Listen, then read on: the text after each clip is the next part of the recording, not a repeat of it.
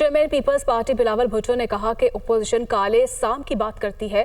وہ کالا سانپ افتخار چودھری کی عدالت تھی جہاں منتخب وزراء کو فارغ کیا جاتا رہا۔ آصف زرداری کے بعد مولانا کی سیاست کو مانتا ہوں۔ 18ویں ترمیم کے وقت مل کر آئین سے ڈکٹیٹر کے تمام کالے قوانین کو نکالا۔ اب بھی جتنا ہو سکا اتفاق رائے قائم کرنے کی کوشش کی ہے۔ یہ ترمیم سیاسی جماعتوں اور جمہوریت کی فتح ہے۔ وہ قومی اسمبلی اجلاس سے خطاب کر رہے تھے۔